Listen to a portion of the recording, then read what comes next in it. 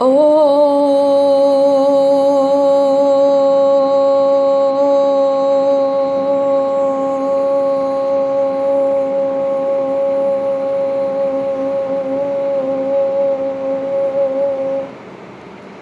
শান্তি। 24/7/2024 প্রাতঃমুরলি। ওম শান্তি। বাপদাদা মধুবন। আজকের বাপদাদার অমূল্য মহাবাক্য হল, মিষ্টি বাচ্চারা বাবার থেকে হোলসেল ব্যবসা করতে শেখো। হোলসেল ব্যবসা হলো মন মনো ভব। কালকের মহাবাক্যেও বাবা বলেছে না, মন মনো ভব। শ্রীমদ্ভগবদ্গীতাতে বলেছে মন মনো ভব মধ্যাজি ভব মাম অবশ্যসি মৎপরায়ণ। মন মনোভব মধ্যাজি ভব অর্থাৎ মনই মনে আমাকে স্মরণ করো, আর মধ্যাজি ভব অর্থাৎ মধ্যলোকে বিষ্ণু লোকে যাও। মাম অবশ্যসি মৎপরায়ণ, আমার মতপরায়ণ, আমি যেভাবে বলছি সেভাবে চলো। তো বাবা ওই জন্য বলছে হোলসেল ব্যবসা হলো কি মন মনোভাব। তো যত মন মনোভাব হবে তোমার পুঁজি তত জমা হবে, ব্যবসায় তত উন্নতি হবে, স্মরণের যাত্রাকে। তাই বাবা বলছে মন মনোভাব। অল্পকে বা যিনি, বলছে অল্পকে বা যিনি এক, সেই পরম পিতাকে স্মরণ করা আর করানো, বাকি সব হলো রিটেল। বাবা বলছেন আলফকে বা যিনি এক, সেই পরম পিতাকে স্মরণ করা আর করানো, বাকি সব হলো রিটেল। প্রশ্ন, বাবা তাঁর নিজ গৃহে কোন বাচ্চাদের ওয়েলকাম করবেন?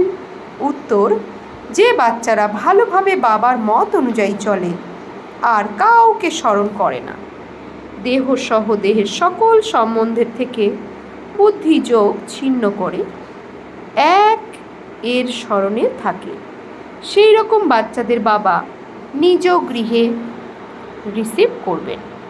কি বলছেন বাবা? যে বাচ্চারা ভালোভাবে বাবার মত অনুযায়ী চলে আর কাউকে স্মরণ করে না, দেহসহ দেহের সকল সম্বন্ধ থেকে বুদ্ধিযোগ ছিন্ন করে একের স্মরণে থাকে। শ্রীমদ্ভগবদ্গীতার এই শ্লোক, মন মনোভব মধ্যাজি ভব, দুবার আছে শ্লোকটা। আর উত্তরে বাবা বলেছে দেহ সহিত দেহের সর্বধর্ম পরিত্যাগ করো, অর্থাৎ সর্বধর্মান্নি পরিত্যাজ্য মাম একম শরণম ব্রজ অহম তম সর্ব পাপেভ্য মোক্ষয়িষ্যামি শুচো। অর্থাৎ তুমি কাউকে স্মরণ করো না, দেহ সহ দেহের সকল ধর্মকে বলো, দেহকেও বলো, দেহের সাথে যে সম্বন্ধ আছে সেসবগুলোকেও হলো, বুদ্ধিযোগ ছিন্ন করে কোথায় নিয়ে যাও? এক আমার স্মরণে। হ্যাঁ, সর্বধর্মান্য পরিত্যাগ। ওই জন্য শ্রীমদ্ভগবদ্গীতাতে বলেছে সর্বধর্মান্য পরিত্যাগ, সমস্ত ধর্ম পরিত্যাগ করো, দেহ সহিত দেহের সব ধর্ম পরিত্যাগ করো, শুধু আমাকেই স্মরণ করো। সেরকম বাচ্চাদেরকেই বাবা নিজ গৃহে রিসিভ করবেন। ওম শান্তি। তো এবার নিজেকে চেক করবো আমরা, যে বাবার ওরকম বাধ্য বাচ্চা বা বাবার শ্রীমত অনুসারে চলা বাচ্চা আমি কি হয়েছি? শুধু মন মনোভাব। তো মনে মনে বাবাকে স্মরণ করতে হবে, আর দেহ সহিত দেহের সর্ব ধর্ম সর্ব সম্বন্ধকে বুদ্ধি দিয়ে ছিন্ন করতে হবে, আর ওই বুদ্ধিযোগ বাবাতে লাগাতে হবে, এটাই হচ্ছে মুখ্য। তাই বাবা বলছে এরকম বাচ্চারা নিজ গৃহে রিসিভ করবেন। ওম শান্তি। বাচ্চাদের নিজের বাবার আর শান্তিধাম, বাচ্চাদের নিজের বাবার আর শান্তিধাম সুখধামের স্মরণে বসতে হবে। এক শিব বাবা আর তার সত্যযুগ রচিত আর শান্তিধাম, বাবার আর শান্তিধাম, সে শান্তিধাম অর্থাৎ পরমধাম।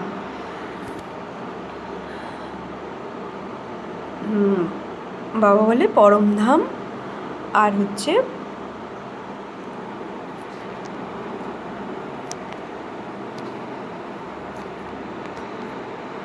শান্তি ধামকে পরমধাম, নির্বাণধামও বলা হয়।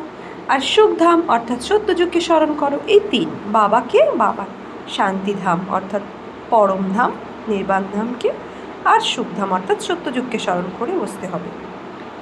আমাদের বাবাকেই স্মরণ করতে হবে, এই দুঃখধামকে ভুলে যেতে হবে, এ হলো বাবা আর বাচ্চাদের মধুর সম্বন্ধ। এত মধুর সম্বন্ধ আর কোনো বাবার হয়ই না। সম্বন্ধ এক হয় বাবার সাথে, আবার টিচার আর গুরুর সাথেও হয়। এখন এক্ষেত্রেই তিনি হলো এক। এটাতে বাবা বলছেন এটাও বুদ্ধিতে স্মরণে থাকুক। খুশির কথা তো না, একমাত্র বাবাকে পাওয়া গেছে, যিনি খুব সহজ রাস্তা বলে দেন।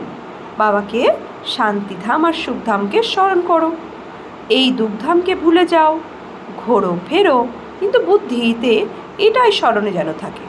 এখানে কোনো পার্থিব ব্যবসা ইত্যাদি নেই। তোমরা ঘরে বসে আছো, বাবা শুধুমাত্র 3টি শব্দ স্মরণ করার কথা বলেন। বাস্তবে হলো একটি শব্দ, বাবাকে স্মরণ করো। বাবাকে স্মরণ করলে সুখধাম আর শান্তিধাম এই দুইয়ের উত্তরাধিকারী স্মরণ এসে যায়। দেওয়ার জন্য তো এক বাবাই আছেন, স্মরণ করলে খুশির পারদ উপরে উঠবে। বাচ্চারা, তোমাদের খুশি তো হলো সুপরিচিত। বাচ্চাদের বুদ্ধিতে আছে বাবা আমাদের আবার পরম ধাম গৃহে ওয়েলকাম করবেন, রিসিভ করবেন। কিন্তু তাদেরই যারা সঠিকভাবে বাবার মত অনুসরণ করে চলবে আর অন্য কাউকে স্মরণ করবে না। দেহসহ দেহের সকল সম্বন্ধ থেকে বুদ্ধিযোগ ছিন্ন করে মাম একাম স্মরণ করতে হবে। ভক্তি মার্গে তো তোমরা অনেক সেবা করেছো, কিন্তু ফিরে যাওয়ার রাস্তা খুঁজেই পাওনি। বাবা এখন কত সহজ রাস্তা বলে দেন, শুধুমাত্র এটা স্মরণে রাখো। বাবা তিনি বাবাও বা শিক্ষকও, সৃষ্টির আদি মধ্য অন্তের যে জ্ঞান শোনান, যার কেউ বুঝতে পারে না। বাবা বলেন এখন পরমধাম গৃহে ফিরে যেতে হবে। বাবা আমাদের বুদ্ধিকে বারবার পরমধাম গৃহের দিকে যোগ করছেন। কদিন ধরে 3-4 দিন ধরেই বাবা মুরলিতে বারবার বলছেন যে ঘর যেতে হবে, এখন ঘরে যেতে হবে। রাতের অন্ধকার শেষ হয়েছে, সকাল হতে চলেছে, তাই আমাদের ঘরে ফিরে যেতে হবে। এই খেলা এখন শেষ, নাটক এখন সমাপ্ত হয়ে গেছে। তাই বাবা বুদ্ধির যোগ বারবার আমাদেরকে পরমধামের দিকে নিয়ে যাচ্ছে। আমার নিজস্ব ঘর, আমার পিতার ঘর। আপনি নিজের অন্তর্মনে পরমধামের চিত্রকে দেখুন যে ও আমার নিজস্ব ঘর, আমার পিতার ঘর, পরম ধাম, যেখানে বাবা বলছে ফিরে যেতে হবে। আবার তোমরা সর্বপ্রথমে সত্যযুগে আসবে। এই ঘৃণ্য দুনিয়া থেকে এখন যেতে হবে। যদিও তোমরা এখানে বসে আছো, কিন্তু এখান থেকে প্রায় চলেই গেছে। বাবাও খুশি হন, তোমরা অর্থাৎ বাচ্চারা বাবাকে অনেক আগে থেকেই ইনভাইট করেছো, এখন আবার বাবাকে রিসিভ করেছো। বাবা বলেন আমি তোমাদের খুব সুন্দর সুন্দর ফুল তৈরি করে শান্তিধামে রিসিভ করব। তোমরা আবার,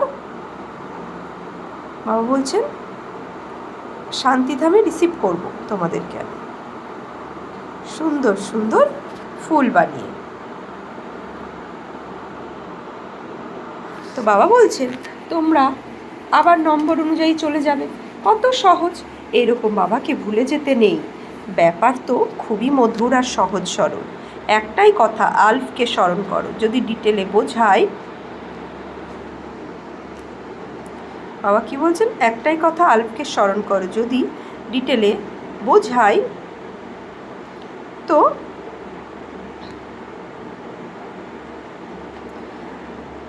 আবার বলছে আবার ডিটেলে বোঝায়ও, পরে আবার বলে আলফকে স্মরণ করো, দ্বিতীয় কাউকে নয়। তোমরা হলে জন্ম জন্মান্তরের প্রিয়তমা, একজনকেই প্রিয়তমর।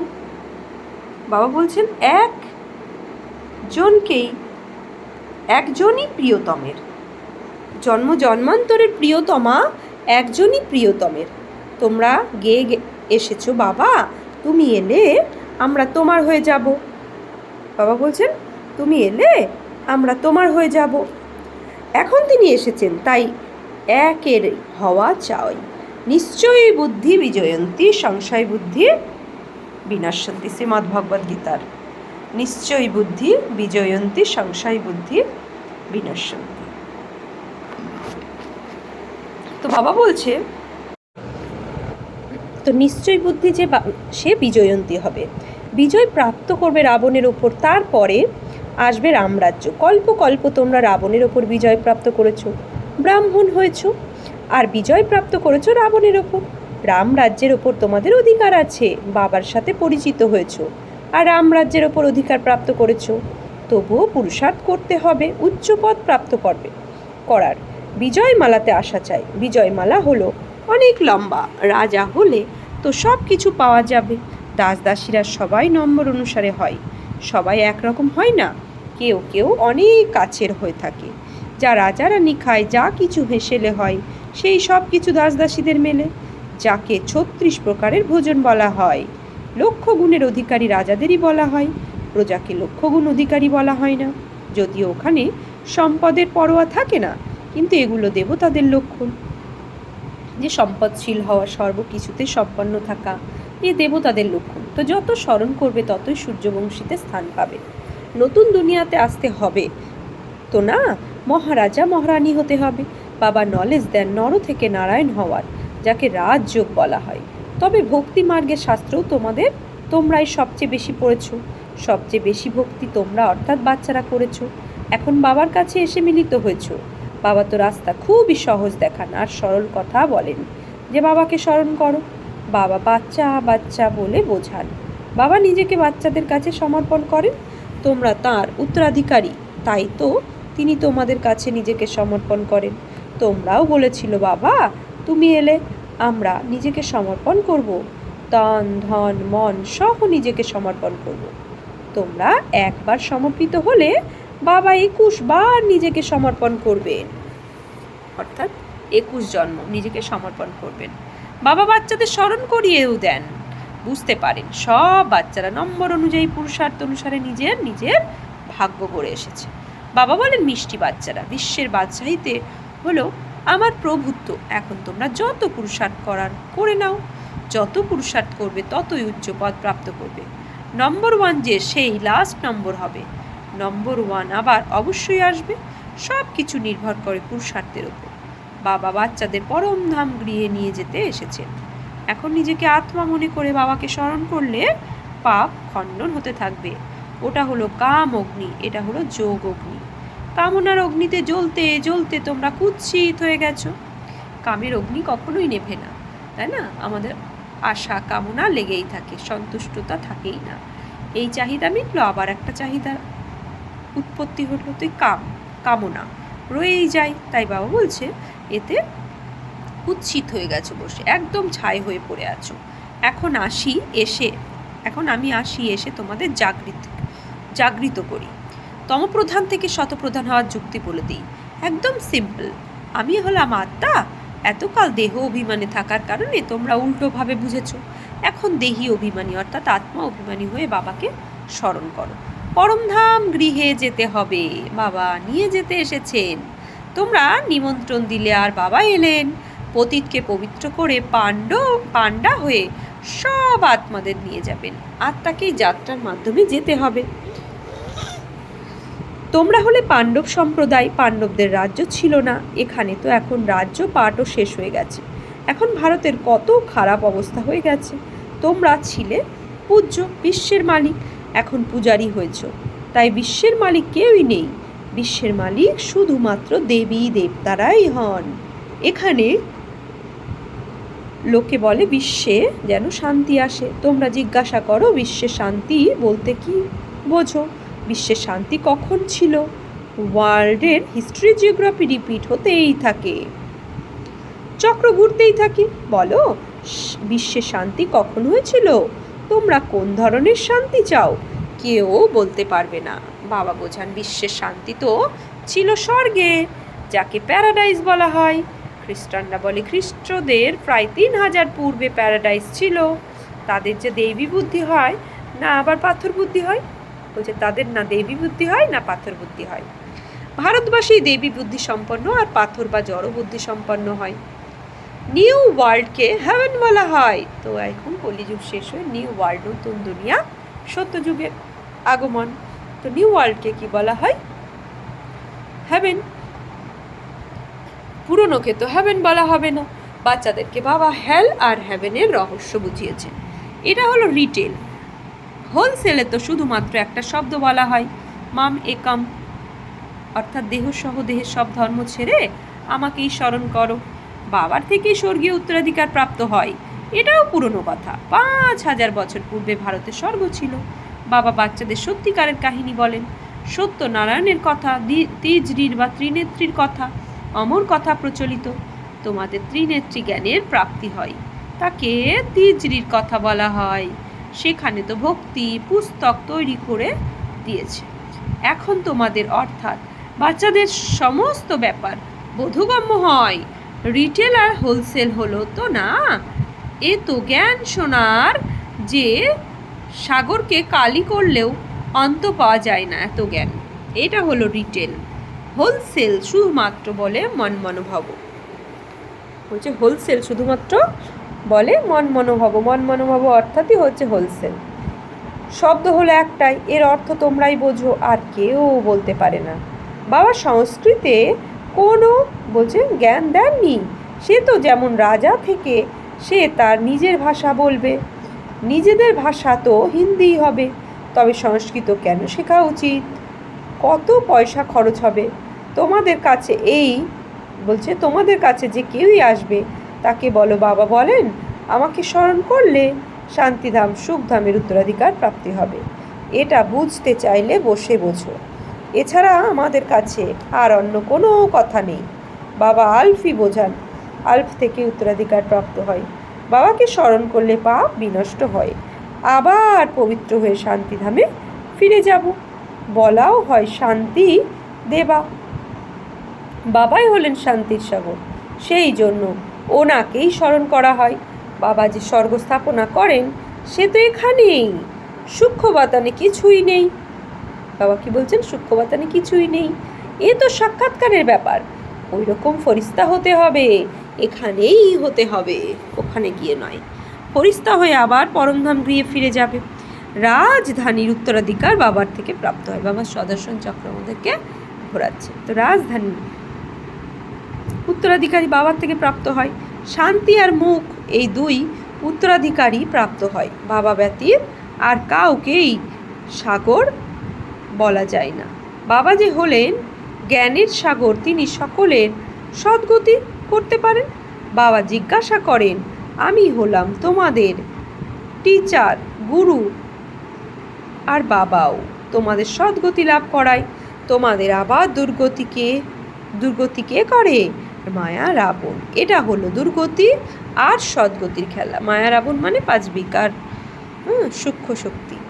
তো কেউ বিভ্রান্ত হলে জিজ্ঞাসা করতে পারে। ভক্তি মার্গে অনেক প্রশ্ন ওঠে, জ্ঞান মার্গে প্রশ্নের ব্যাপার নেই। শাস্ত্রে তো শিব বাবা থেকে শুরু করে দেবতাদের কত গ্লানি করা হয়েছে, কাউকেও ছাড়িনি। এটাও পূর্ণ নির্ধারিত ড্রামা, আবারও করবে। বাবা বলেন এই দেবী দেবতা ধর্ম খুবই সুখদায়ক, আর এই দুঃখ থাকবে না। বাবা তোমাদের কত বিচক্ষণ করে তোলে। এই লক্ষ্মী নারায়ণ হলো বিচক্ষণ, তবেই তো বিশ্বের মালিক হন। অবিবেচক তো বিশ্বের মালিক হতে পারে না। তোমরা তো প্রথমে কাঁটা ছিলে, এখন ফুলে পরিণত হচ্ছ। সেই জন্য বাবাও ক্লাসে গোলাপ ফুল নিয়ে আসতেন। এরকম ফুল হতে হবে। নিজে এসে ফুলের বাগান তৈরি করে। আবার রাবণ আসে কাঁটার জঙ্গল তৈরি করতে। কত ক্লিয়ার! এই সব নিয়ম কানুন করতে হবে না। বাবা বলছেন এইসব মনন চিন্তন করতে হবে। যে মুরলি বলেন, মুরলির একটা পয়েন্ট নিয়ে তার উপর মনন চিন্তন করতে হবে, যে কিভাবে বাবার রাবণ আসে আর কাঁটার জঙ্গল তৈরি করে। এসব মনন চিন্তন করতে হবে। তো একে বলছে এককে স্মরণ করলে সব কিছু এসে যায়। বাবার থেকে স্বর্গীয় উত্তরাধিকার প্রাপ্ত হয়, এ হলো খুবই মহান সম্পদ। শান্তির উত্তরাধিকারও প্রাপ্ত হয়, কারণ শান্তির সাগর তিনি। লৌকিক পিতার এরকম মহিমা কখনো করা হবে না। শ্রীকৃষ্ণ হলেন সবচেয়ে প্রিয়, সর্বপ্রথমে ওনারই জন্ম হয়, সেই জন্য কৃষ্ণকে সবচেয়ে বেশি ভালোবাসে।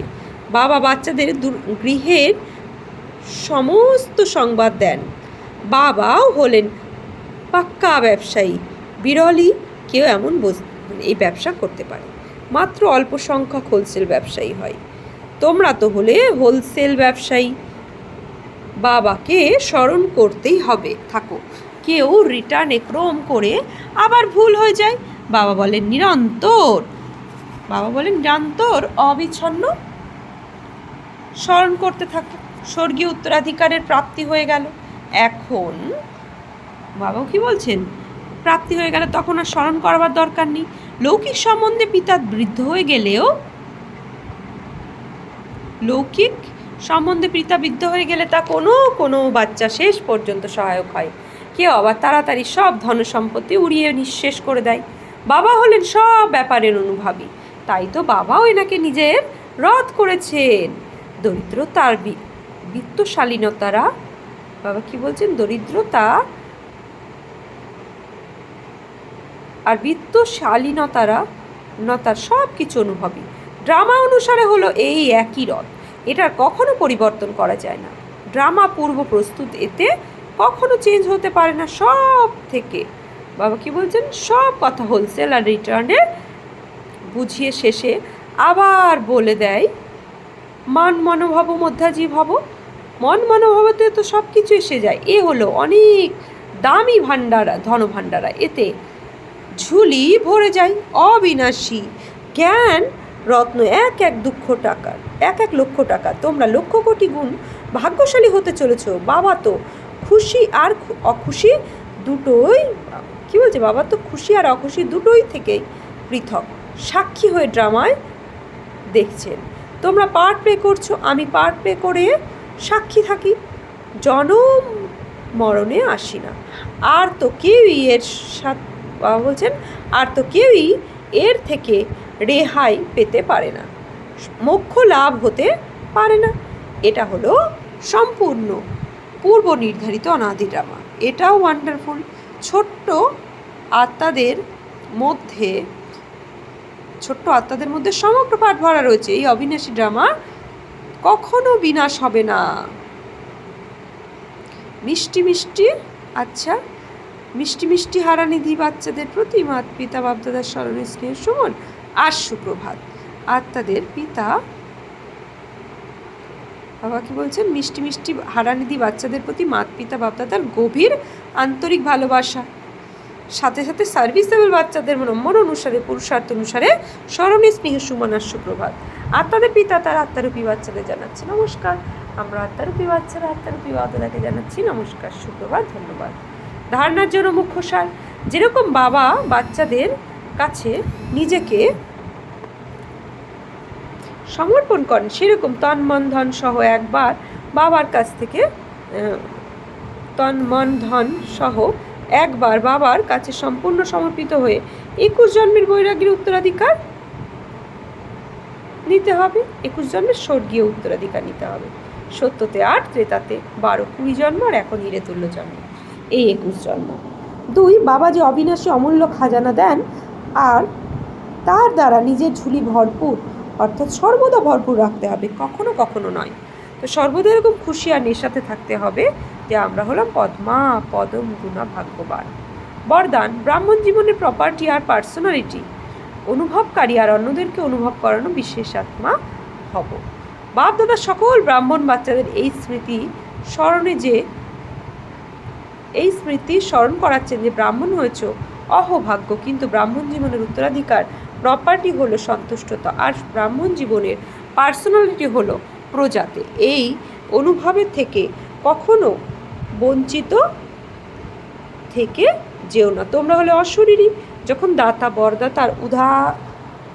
বরদাতা উদাত্ত হৃদয়ে প্রাপ্তির খাজানা প্রাপ্ত করছেন, তো সেগুলিকে অনুভবে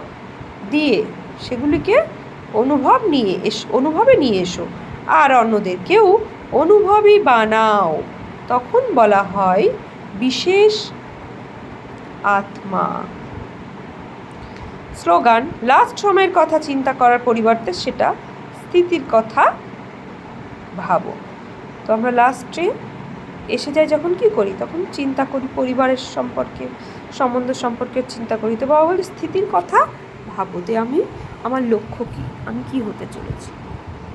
আজকের সমান্যবান বিশেষ আত্মা হব, আমি বিশেষ আত্মা হব বলেছে। তো সমানেও আমি বিশেষ আত্মা। সারাদিন ওম শান্তি।